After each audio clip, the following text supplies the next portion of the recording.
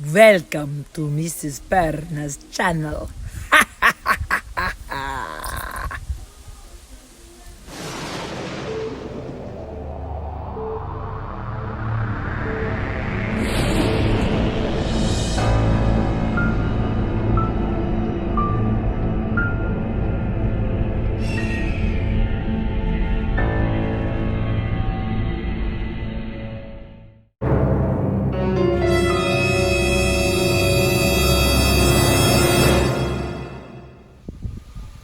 Hi everyone.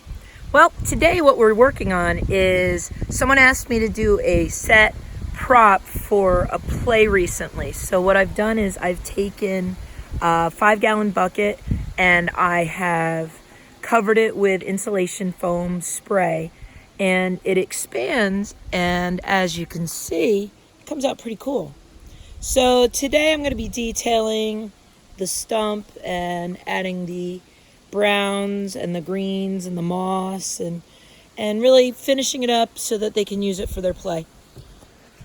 I just figured I'd share because I know with Halloween coming, it would be really easy to turn something like this into a haunted tree or a haunted tree stump, maybe something to hold your Halloween candy at the end of your driveway.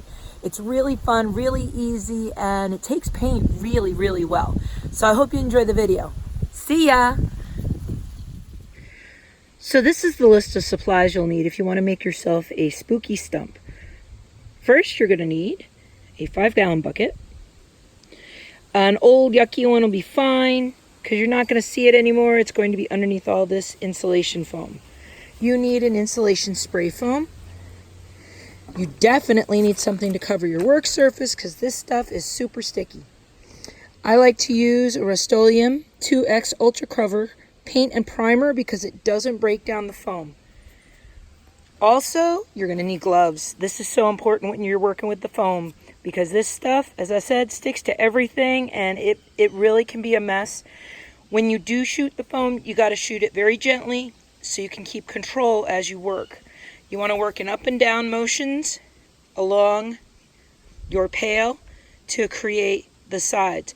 You really never know what's going to happen with this because I've noticed after I do the painting of the highlights, after painting the whole thing the flat black, that's what this is, the flat black, you have all these amazing textures come out.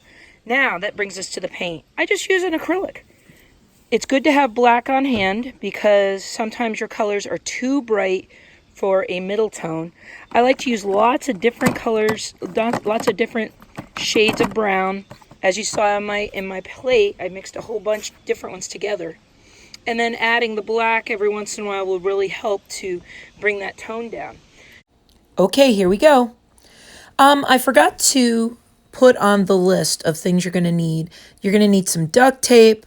You're going to need some 1/2-inch foam, insulation foam sheeting. You're going to cut those into triangle shapes. You don't have to be super precise. You just need them to be attached to the bucket so that you get that root system look to your stump so that it extends out. You can make them a little shorter. You can make them a little taller. A variety of the sizes helps with the interest of creating a more naturalistic stump. Just a couple of other notes. Make sure that you have some kind of mat knife or carpet cutting knife to trim your foam. And it's also very important that you work outside to avoid the fumes from the insulation foam and the fumes from your spray paint when you base coat.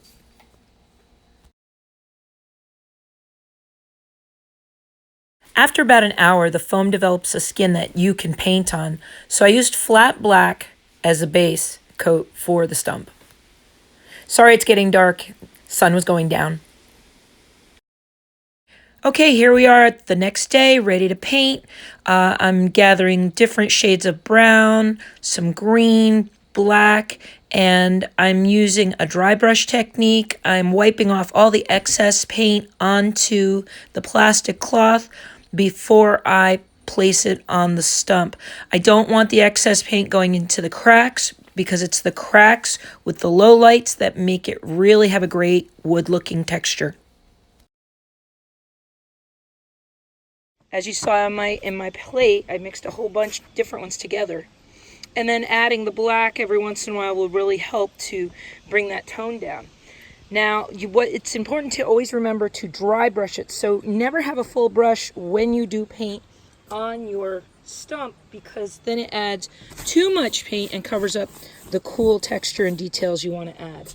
So what I'm going to do is I'm going to add just a few moss sections. So I'm just getting a little green, and I'm dry brushing all of the excess paint out, so I just have this latest color.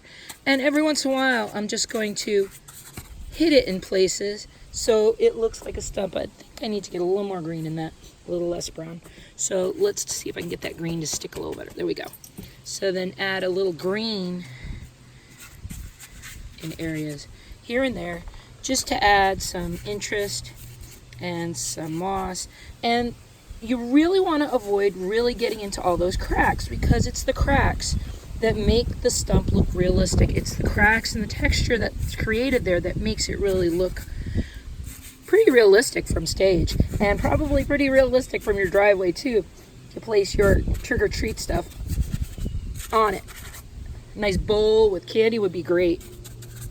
So here and there with some moss will really help it out. So I hope you found this video helpful and informative, and I would love to see pictures if you do it. Put them down in my comment section. Let me know what you decided to do with your spooky stuff. And I look forward to seeing your comments, and please like and subscribe to my video.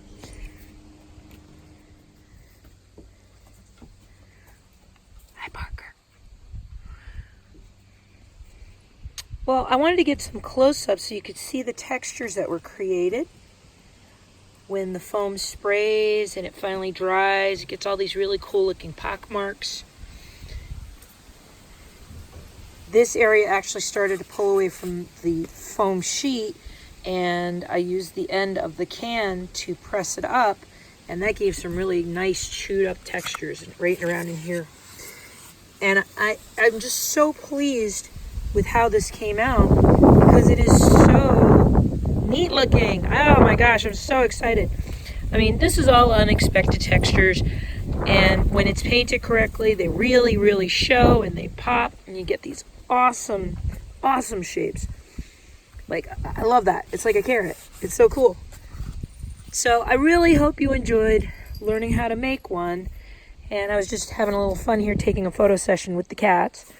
So it makes for a great photo prop for you photographers who are looking for some kind of autumn set.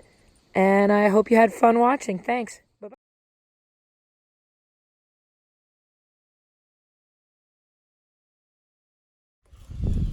Thanks for stopping by. I hope you enjoyed learning how to make a stump for stage or for trick-or-treat. Have a great day. Bye-bye. Thanks for joining us, and happy Halloween.